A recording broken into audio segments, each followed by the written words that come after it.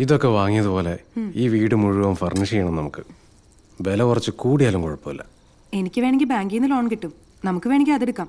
ഏയ് അത് വേണ്ട. നമുക്കിങ്ങനെ പതിയെ പതിയെ കല്ലിൻ്റെ മേൽ കല്ല് കയറ്റി വെച്ച് മെല്ലെ ഓരോന്നായിട്ട് വാങ്ങാം. അതാ അതിൻ്റെ ഒരു സുഖം. അമ്മ ആ ഹലോ അമ്മേ. ആ മോളെ, എന്തൊക്കെയാണ് വിശേഷങ്ങൾ? നല്ല വിശേഷം അമ്മേ. ഞങ്ങളിത് ഫർണിച്ചറൊക്കെ വാങ്ങിച്ചു വന്നു. ആണോ?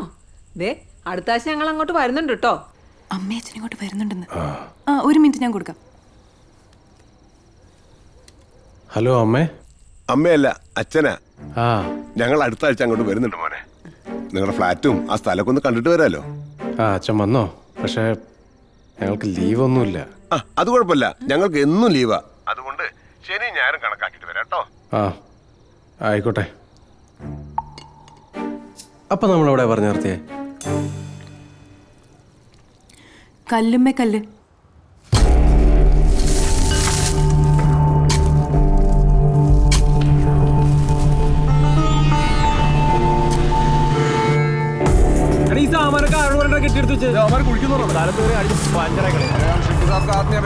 എന്ത് ചട്ടി?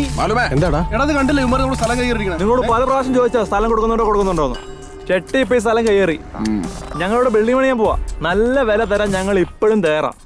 കൊടുക്കണോ? എന്ത് ന്യായോടെ ഞങ്ങളുടെ പറമ്പിക്കര ഉണ്ടാക്കിട്ട് വന്നിട്ട് വേണ്ട. ഞാനും ഇപ്പോഴല്ലേ കാണുന്നത്. കൂട്ടുകാരനാ. വേണ്ട. എടാ ഇവിടുന്ന് എങ്ങനെയെങ്കിലും ഇവരെ ഇറക്കി വിടണം, അല്ലെങ്കിൽ നമ്മുടെ കയ്യിൽ നിന്ന് പോകും കേട്ടോ. നമുക്ക് കേസ് കൊടുക്കാം. അല്ല എന്താ? കേസൊന്നുമില്ല, നല്ല പെടയെ കൊടുക്കണ്ട്. ഈ തടീനട്ടാ അവനിട്ട് കൊടുക്കാൻ പറ്റൂല. എടാ നീ ഒന്ന് അടങ്ങ്. ഇവിടെ കോടതി നിയമമൊക്കെ ഉണ്ടല്ലോ, നമുക്ക് നോക്കാം. ഇവരെ ഇറക്കിയിരിക്കും. ബായ്, ഇത് പോതുമാ? ബസ് ശ്രീറാം ഷെട്ടിയുടെ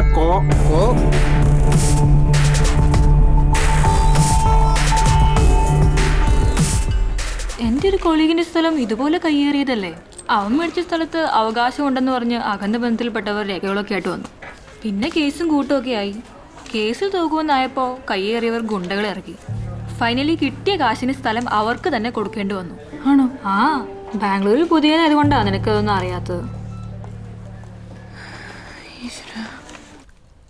ആ സ്ഥലം കിട്ടുന്ന വിലക്ക് കൊടുക്കു ചേട്ടാ. മെറിൻ പറഞ്ഞ ഞാൻ പറഞ്ഞല്ലേ, എന്തിനാ വെറുതെ വേണ്ടാത്ത പുലിവാലൊക്കെ പിടിക്കുന്നത്? നിനക്കത് പറയാം. ഞങ്ങളിന്ന് വക്കീലിനെ കണ്ടു. പുള്ളി നാളെ കേസ് ഫയൽ ചെയ്യും.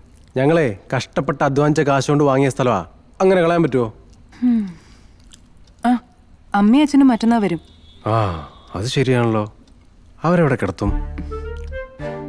നമുക്കൊരു ബെഡ് ഇട്ടിട്ട് ഗസ്റ്റ് റൂമിൽ കിടത്താം. എന്നാലും ആ ഷെട്ടിയുടെ ഒരു അഹമ്മതി നോക്കണേ. അച്ഛനും അമ്മയും വരുമ്പോ എന്തെങ്കിലും മേടിക്കണ്ടേ? ഒരു തുണ്ട് ഭൂമി കഷ്ടപ്പെട്ട് മേടിക്കുന്നതിന് അത് പോകുമ്പോഴുള്ള വില അറിയൂ. ആ സ്ഥലത്തിന്റെ ഇപ്പോഴത്തെ വില എന്താണെന്ന് അറിയോ നിനക്ക്? എനിക്കറിയണ്ട. ആ അതാ നിന്റെ കുഴപ്പം.